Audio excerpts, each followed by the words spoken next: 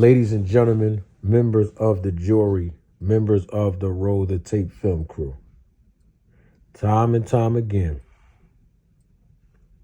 we keep seeing suspicious activity from certain boxers in the game. And some of these suspicious activities that we see basically revolves around their performances being enhanced. And I know most people don't want to talk about this topic, but my new famous two words are, so what? And now we have to deal with it. At this point, we are aware, all of us publicly now are aware that Artur Beterbiev, his VADA test have come back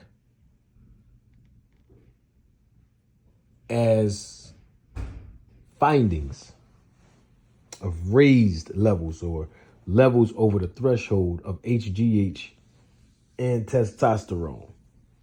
It is not an adverse finding. If it was an adverse finding, according to Eddie Hearn, who promotes Callum Smith, the opponent for Artur Beterbiev this Saturday, he said that if this was an adverse finding, then that particular fight would be canceled. But it's not an adverse finding. Eddie Hearn, in a recent interview, also stated with IFL TV, that's who conducted the interview, he also stated that he was aware, or he was made aware of this findings of the VADA test for 3 weeks now. He also stated that, like I mentioned before, last night on my live podcast, that 1 week the test results were the raised HGH and testosterone levels, and then the following week when VADA came back to test Artur Beterbiev, he was completely clean. He had no raised levels of HGH or testosterone in his system nearly 7 days later. Now, because this is not an adverse finding, most people will say, well, if it's not an adverse finding and the fight is not going to be canceled, then there's nothing wrong here.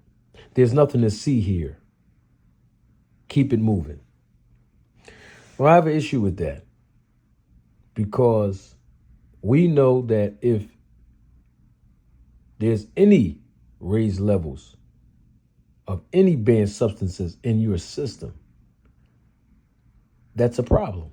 Now, according to VADA, and I'm saying according to VADA because Eddie Hearn stated that VADA explained to him that the reason why it hasn't been determined as an adverse finding was because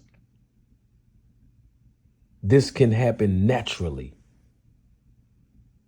In other words, is if maybe at the time that Artur Beterbiev was about to be tested, previous to the test, he could have been exercising. He could have been lifting weights. We don't know. That which raised his levels. And also we understand that testosterone and growth already is naturally in all of our bodies as humans. The part that is suspicious here, whether it is ruled adverse or not, is that there were raised levels. In other words, is over the threshold that's typically used by the WADA code. And so HGH and testosterone are two banned substances. Now, if just so happened that Arthur Beterbiev had 1 win and 19 losses, it might not be too suspicious since it's not an adverse finding. But to the contrary, Arthur Beterbiev is 19-0 with 19 knockouts. And we've seen what he's done to Marcus Brown. We've seen what he's done to Joe Smith Jr. We've seen what he's done to Anthony Yard. And we see what he's planning to do to Callum Smith, which is the same thing he did in his last 3 fights against the aforementioned opponents. And I can keep it 100 with you right now. When I saw what Beterbiev did to Marcus Brown, I was highly suspicious. And I'm going to tell you why. Because Marcus Brown fought Jean Pascal. And we know that after that fight, Jean Pascal tested positive for a banned substance. And so that made me look back on that Marcus Brown versus Jean Pascal fight, and I saw him be suspicious. And so I got those same triggers when I saw Beterbiev fight Marcus Brown. I'm just telling you my personal observation, okay? Now, with that being said,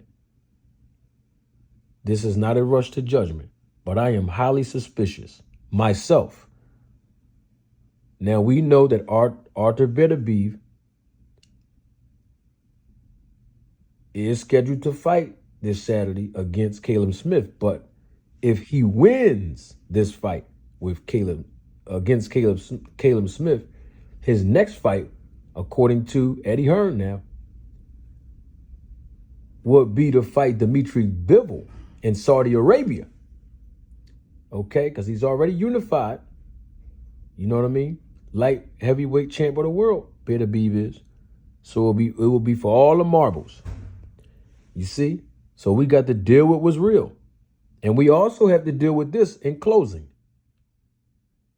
Arthur Beterbiev is promoted by Top Rank.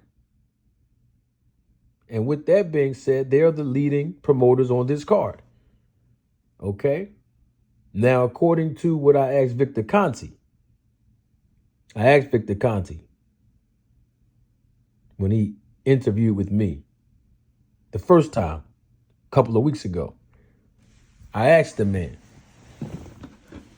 since he kept bringing up Al Heyman PBC in this muzzle rule, I specifically asked him, was there any other promoters that had a muzzle rule? And I was more specific when I asked him about Top Rank, Bob Arum. Do they have a muzzle rule?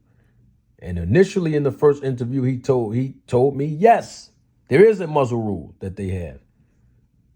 And then when I proved to him that fighters that are under the Top Rank promotional banner, who basically is on VADA's website, that they were enrolled and they obviously were welcomed into VADA and tested through VADA, he then said he misspoke and he misunderstood and misinterpreted the question that I asked him. And then he said that Top Rank doesn't have a muzzle rule. Okay, cool. So then my question becomes, if they, Top Rank, do not have a muzzle rule, and this is their fighter who they promote, Arthur Beterbiev, then how come they didn't come out and issue a statement first? Because Eddie Hearn is the one that's coming out with this information because he promotes Callum Smith. In other words, Victor Conte is tweeting. He tweeted some words, so to speak, criticizing Eddie Hearn and the fact that he sat on this information for multiple weeks of knowing.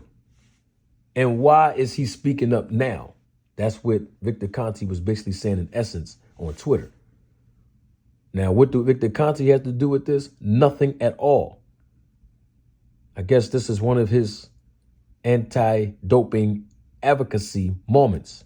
However, we're waiting to hear Top Rank and Bob Arum and Todd Dubuff make a statement on this because they promote this fighter, okay, who have these higher or raised HGH testosterone results. We need answers. And as I told you all last night, and that's going to be the motto of 2024, roll the tape, film crew members, get ready. Because all of you will start hearing me say this more and more often. And that is, when it comes to doping in the sport of boxing, we will no longer tolerate going by hearsay. We will no longer tolerate people just using words without evidence. So we need answers.